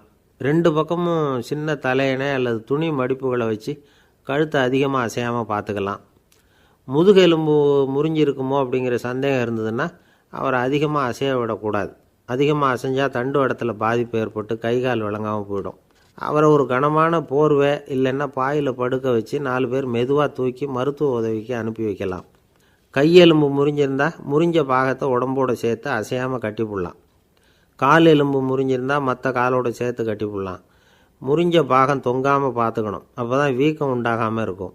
வெட்டு காயம், குண்டடிப்பட்ட காயம், இதிலெல்லாம் ரத்தப்போக்கு அதிகமாக இருக்கும். ரத்தம் வெளியேற ஆபத்து அதிகம். சுத்தமான துணியை பல மடிப்புகளை மடித்து காயத்தின் மேலே வச்சு அழுத்தமாக ஒரு 10 நிமிஷம் பிடிச்சிக்கணும். ரத்தம் நின்ன உடனே காயத்துக்கு கட்டு போடலாம். சில சமயம் காயம்பட்ட பாகத்தை உயரமாக தூக்கி பிடிச்சிக்கிட்டா தான் ரத்த கசிவு நிற்கும். இந்த விவரங்களையெல்லாம் கொஞ்சம் மனசில் வாங்கி வச்சுக்கிட்டோம்னா சமயத்தில் உதவும். ஏன்னா இந்த காலத்தில் விபத்து எந்த ரூபத்தில் எப்போ வரும்னு யூகிக்கவே முடியல. நண்பர் ஒருத்தர் சொன்னார், நேற்றுக்கு பாருங்கள் சார், என் கண்ணு முன்னாடியே ஒரு சின்ன விபத்து நடந்ததுன்னார். என்னன்னு விசாரித்தோம். ஒரு பஸ்ஸில் வந்துக்கிட்டு இருந்தேன். அந்த பஸ்ஸில் பின்பக்கம் படி ஓரமாக நின்றுக்கிட்டு இருந்த ஒருத்தர் ரோட்டில் விழுந்துட்டார். டிரைவர் அதை கவனிக்கலை, நிறுத்தாமல் அவர் பாட்டுக்கு போகிறாருன்னார். கண்டக்டர் உடனே விசில் கொடுத்து பஸ்ஸை நிறுத்த வேண்டியது தானே அப்படின்னோம். அதுதான் சார் முடியாமல் போச்சுன்னார் அவர். ஏன்னு கேட்டாங்க. தவறி கீழே விழுந்ததே அந்த கண்டக்டர் தான் சார் அப்படிங்கிறார். ஒரு நண்பர், அவர்கிட்ட பேசிக்கிட்டு இருந்தேன். மனித உறவுகள் பற்றி அவர் சொல்லிகிட்டு இருந்தார். அமெரிக்காவில் தந்தை மகன் உறவு எப்படி இருக்குது அப்படிங்கிறத விளக்கிறதுக்கு அவர் ஒரு கதையை சொன்னார். ஒரு அப்பா பகல் பூராவும் அலுவலகத்தில் வேலை, ஓடி ஆடி உழைச்சிக்கிட்டு களைச்சி போய் ராத்திரி 10 மணிக்கு மேலே வீடு திரும்பினான். வீட்டு வாசலில் அவரோட மகன் காத்துக்கிட்டு இருக்கிறான். இன்னமும் தூங்கலை.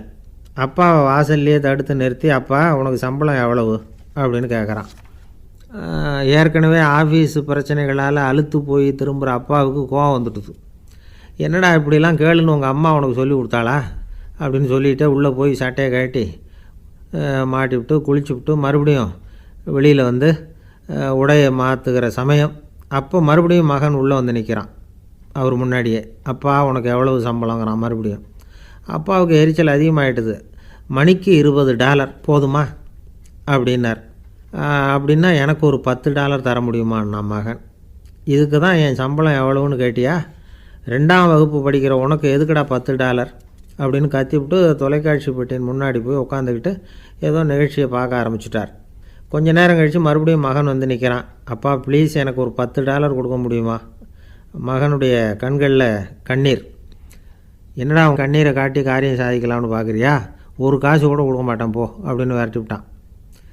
மகன் கண்ணீரை தொடச்சிக்கிட்டே கண்ணை தொடச்சிக்கிட்டு பேசாமல் போய் படுத்துக்கிட்டானான். கொஞ்ச நேரம் ஆச்சு. அப்பாவோட கோபம் கொஞ்சம் கொஞ்சமாக குறைஞ்சிது. பிள்ளைகிட்ட கோபமாக கத்துனது தப்பு தாங்கிறது புரிஞ்சுது அவனுக்கு. எழுந்திரிச்சு போனான், படுக்கை இறக்கி போனான். மகனை பார்த்தான். அவன் தலையணையை கட்டி பிடிச்சிக்கிட்டு அழுதுகிட்டு இருக்கிறான். அவனை மெல்ல நெருங்கி அவங்ககிட்ட எதமாக பேசுகிறதுக்கு ஆரம்பித்தானான். எதுக்குடா உனக்கு $10 பள்ளிக்கூடத்தில் கேட்டாங்களா அப்படின்னு கேட்டானான். மகன் சொல்லியிருக்கான், இல்லை டாடி, உனக்கு 1 மணி நேரம் சம்பளம் $20ன்னு சொன்னேன். நீ ஏற்கனவே எனக்கு கொடுத்த பாக்கெட் மணி $10 என்கிட்ட இருக்குது. இப்போ நீ இன்னொரு $10 கொடுத்தீங்கன்னா அதையும் சேர்த்து $20 ஆகிடும். அந்த $20 நான் உனக்கு கொடுத்துருவேன். அப்படி கொடுத்தா நீ என் கூட 1 மணி நேரம் செலவழிப்ப இல்லையா? அதுக்காக தான் $10 கேட்டேன் அப்படின்னு சொன்னானான். அந்த அப்பா கண்ணு கலங்கி போச்சான். ஆதரவோடு தன்னுடைய மகனை கட்டி பிடிச்சி அழ ஆரம்பிச்சிட்டாராம். இதுதான் நண்பர் சொன்ன கதை. அமெரிக்கா மட்டும் இல்லை, உலகம் பூராவும் இன்றைக்கி மனித உறவுகள் இப்படி தான் மாறிட்டுருக்கு. பெரியவர்கள் அறிவுரை என்ன தெரியுமா? உங்கள் குழந்தைகளிடமிருந்து குழந்தை பருவத்தை பிரித்து விடாதீர்கள் அப்படிங்கிறது தான். அதாவது இன்றைய குழந்தைகள் தங்கள் பிருந்தாவனத்தை இழந்து விடுகிறார்கள் அப்படிங்கிறது அவங்களுடைய கருத்து. இந்த நிலைக்கு நாம் காரணமாக இருந்துடக்கூடாது. குழந்தைகளோட விளையாடுவோம், குடும்பத்தோடு உறவாடுவோம் அப்படிங்கிறது தான் நம்முடைய நோக்கமாக இருக்கணும். இன்றைய உறவு முறைக்கு இன்னொரு உதாரணம் சொல்லுவாங்க. ஒருத்தர் வந்தாராம், அவர் பக்கத்தில் ஒரு சின்ன பையன். நாம் அவரை விசாரிக்கிறோம், யார் இந்த பையன் அப்படின்னா அவர் சொல்கிறார், இவன் எனக்கு தூரத்து உறவு அப்படின்னாராம். இந்த தூரத்து உறவுன்னா எப்படின்னு இருக்கான். இதுக்கு அவன் சொல்லியிருக்கிறான், இவன் எங்கள் அப்பாவுக்கு 8வது புள்ள அப்படின்னானான். ஒரு ஊரில் ஒரு பெரிய ஞானி இருந்தார். அவர் படுக்கையில் இருந்தார். இன்னும் கொஞ்சம் நேரம்தான் அவர் இந்த உலகத்தில் இருக்க போகிறார். அவரை சுற்றி ஏகப்பட்ட கூட்டம். ஏற்கனவே அவருடைய உபதேசங்களை கேட்டவங்க பல பேர் அவரை சுற்றி நிற்கிறாங்க. அந்த ஞானி மெதுவாக கண்ணை திறந்து பார்க்குறார். எல்லாரும் அவருடைய கடைசி வார்த்தையை கேட்கறதுக்காக அவளோட காத்துக்கிட்டு இருக்கிறாங்க. அந்த ஞானி மெதுவாக பேச ஆரம்பித்தார். நான் என்னுடைய வாழ்நாள் பூராவும் உங்களுக்கு நிறைய போதனைகள் சொல்லிக்கிட்டு இருக்கிறேன். பேரானந்தம், மகிழ்ச்சி, தியானத்தன்மை, இதை பற்றியெல்லாம் சொல்லியிருக்கிறேன். இப்போ நான் வேறு ஒரு கரைக்கு போய்கிட்டுருக்கிறேன். நான் இனிமேல் இந்த கரையில் இருக்க மாட்டேன். நீங்கள் நான் சொன்னதையெல்லாம் கேட்டீங்க, ஆனால் எதையும் நீங்கள் நடைமுறைப்படுத்தி பார்க்கல. எல்லாம் கேட்டதோடு சரி, அதோடு விட்டுவிட்டீங்க. அப்புறம் அதை தள்ளி போட்டுக்கிட்டே வந்துட்டீங்க. மேலும் அதை தள்ளி போடுறதுல எந்த பிரயோஜனமும் கிடையாது. இப்போ நான் போய்கிட்டு இருக்கிறேன், உங்களில் யாராவது என்னோட வர்றதுக்கு தயாரா அப்படின்னு கேட்டார். அவ்வளவுதான். யாரும் வாயை திறக்கலை. ஒரே மௌனம், சத்தமே இல்லை. ஒருத்தர் பார்த்துக்கிட்டே நிற்கிறாங்க. அந்த கூட்டத்தில் ஒரு ஆள் அந்த ஞானி கூடவே 40 வருஷத்துக்கு மேலே இருந்திருக்கிறான். அவனும் வாயை திறக்காமல் இன்னொருத்தன் முகத்தை பார்த்துக்கிட்டே நிற்கிறான். இந்த சமயத்தில் பின்னாடி நின்றுக்கிட்டு இருந்த ஒருத்தன் கையை தூக்கினான். ஞானி அவனை பார்த்தார். சரி, ஒருத்தனுக்காவது நம்மோட வர்றதுக்கு தைரியம் இருக்குது அப்படின்னு நினச்சார். ஆனால் அந்த ஆள் என்ன சொன்னான் தெரியுமா? ஐயா, நீங்கள் கேட்குறப்போ நான் உடனே எழுந்திருக்கல, கையை மட்டும்தான் தூக்கினேன். என்ன காரணம்னா, நான் எப்படி அடுத்த கரைக்கு சேர்றதுங்கிறது தெரிஞ்சுக்கிறதுக்காக தான். அந்த விவரத்தை மட்டும் இப்போ உங்ககிட்ட இருந்து நான் தெரிஞ்சுக்க ஆசைப்பட்றேன். ஏன்னா இப்போ நான் உங்கள் கூட வர்றதுக்கு தயாராக இல்லை. எவ்வளவோ காரியங்களை நான் இன்னும் இங்கே முடிக்க வேண்டி இருக்குது. வீட்டுக்கு ஒரு விருந்தினர் வந்திருக்கிறார். என்னுடைய இளைய மகனுக்கு கல்யாணம் பண்ணி வைக்கணும். அதனால் இன்றைக்கி உங்கள் கூட வர முடியாது. அது மட்டும் இல்லை, இப்போ உங்கள் கூட அடுத்த கரைக்கு வந்தால் திரும்பி வர முடியாதுன்னு வேறு சொல்கிறீங்க. அதனால் இப்போ நான் வரல. இன்னொரு நாள் நிச்சயமாக நான் வர்றேங்க, உங்களை சந்திக்கிறேன். அதனால் இப்போ நீங்கள் இன்னொரு தடவை எங்களுக்கு விளக்கமாக சொல்லணும். ஏற்கனவே பல தடவை சொல்லியிருக்கிறீங்க.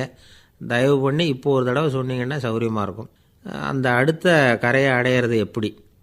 இப்போ ஒரு தடவை அதை விளக்கமாக சொல்லிட்டிங்கன்னா நல்லா ஞாபகப்படுத்திக்குவேன்.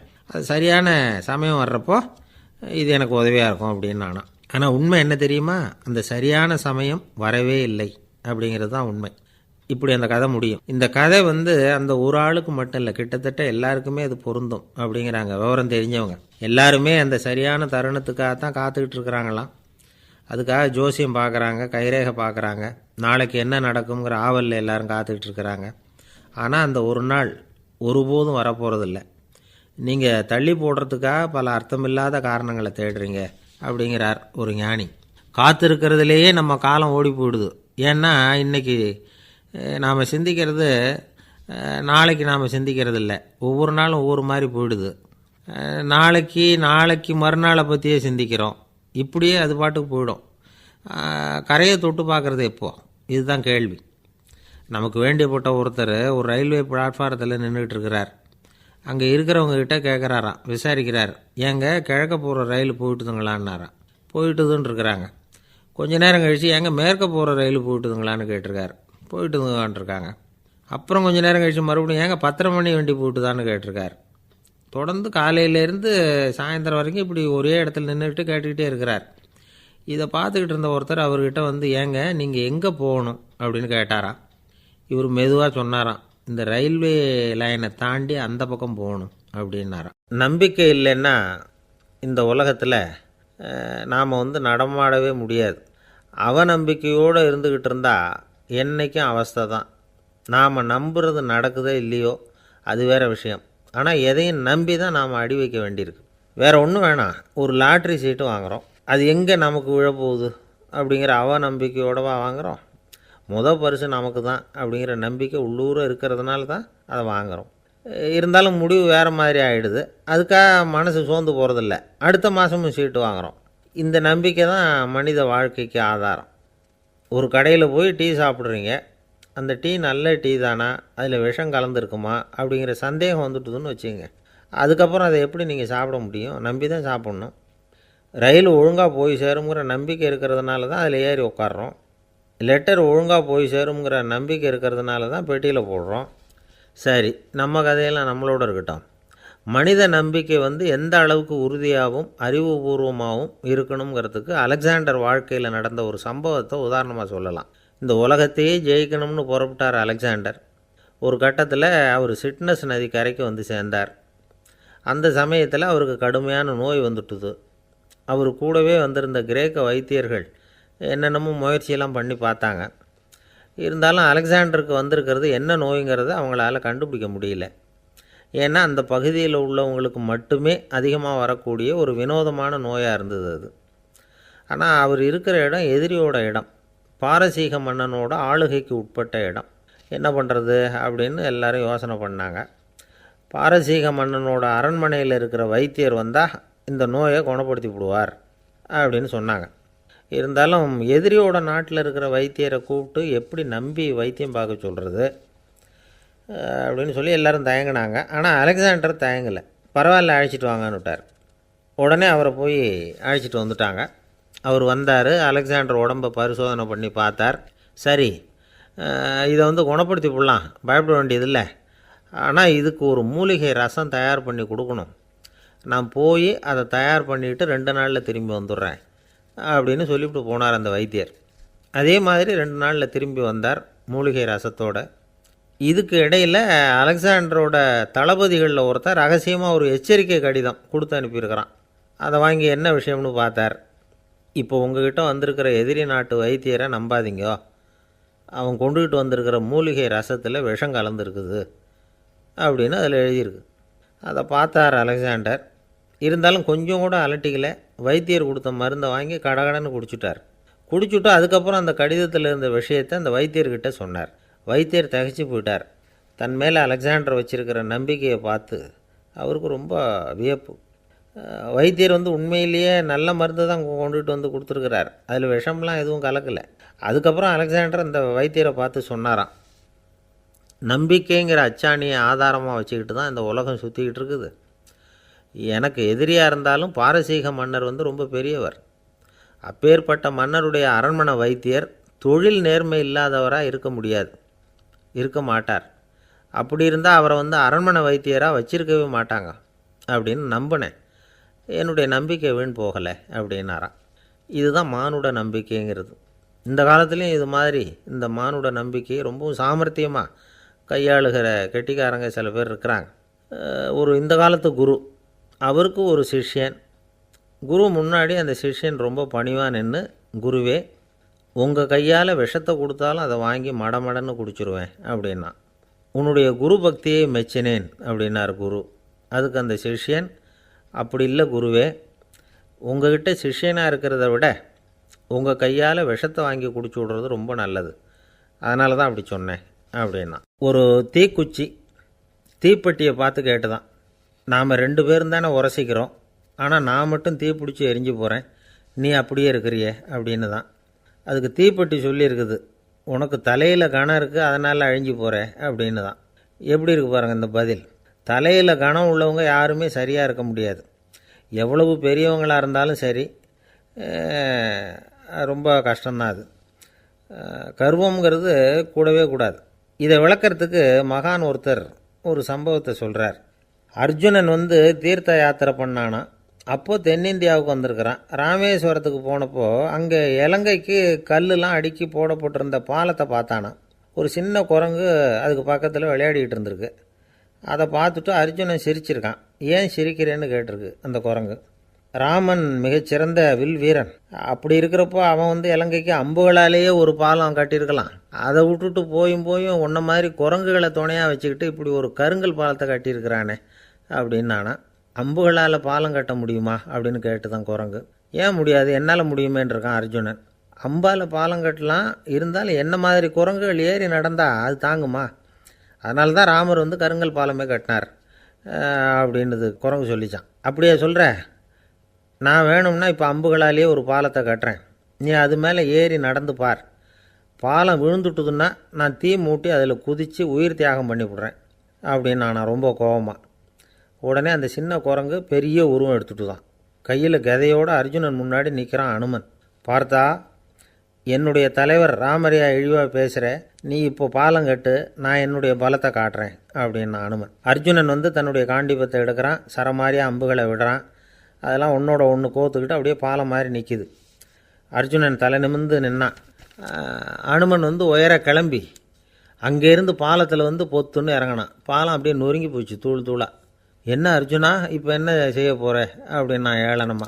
அர்ஜுனன் தலையை தொங்க போட்டுக்கிட்டான். சொன்னபடி தீ மூட்டி அதில் குதிக்கிறதுக்காக 3 தடவை சுற்றி வந்தான். அப்போது கிருஷ்ணர் அங்கே வந்தார். என்ன அர்ஜுனா, என்ன நடக்குது, என்ன இது அப்படின்னு ஒன்றும் தெரியாத மாதிரி கேட்டார். அர்ஜுனன் வாயை திறக்கிறதுக்கு முன்னாடி அனுமன் வாயை திறந்தான், நடந்ததை சொன்னான். அர்ஜுனன் சவால் விட்டபடி உயிர் திறந்தே ஆகணும்னா அனுமன். கிருஷ்ணர் யோசனை பண்ணார். நல்லது, இந்த சவால் விட்டதுக்கும் நடந்ததுக்கும் யார் சாட்சி? பெரியவர் ஒருத்தரை சாட்சியாக வச்சுக்கிட்டல்லவா நீங்கள் இந்த போட்டியை நடத்தியிருக்கணும் அப்படின்னார். அதனால் என்ன, இப்போ மறுபடியும் அந்த போட்டியை நடத்திவிட்டா போச்சு, என்னால் அந்த அம்பு பாலத்தை நொறுக்க முடியாதா அப்படின்னு அனுமன். சரி, இப்போ மறுபடியும் அது நடக்கட்டும்னார் கிருஷ்ணர். அர்ஜுனன் அம்பு பாலம் அமைச்சான். அனுமன் ஏறி குதிச்சான். பாலம் அசைஞ்சு கொடுக்கவே இல்லை, அவ்வளோ உறுதியாக இருக்குது. இப்போ அனுமன் தலையை குனிஞ்சிக்கிட்டான். அர்ஜுனன் நன்றியோடு நிமிர்ந்து பார்த்தான். கிருஷ்ணருடைய தோள்கள்லேயும் முதுகள்லேயும் ரத்தம். என்ன சுவாமி, என்ன நடந்ததுன்னு நான் பதறி போய், உன் அம்பு பாலத்தை நான் தான் முட்டு கொடுத்து தாங்கிக்கிட்டு இருந்தேன். அனுமன் குதித்தப்போ என் மேலே ஏற்பட்ட காயங்கள் இவை. பின்ன உன்னுடைய அம்பு பலத்தினாலேயா பாலம் நின்றுதுன்னு நினைக்கிற அப்படின்னாரான். முதல்ல அர்ஜுனன்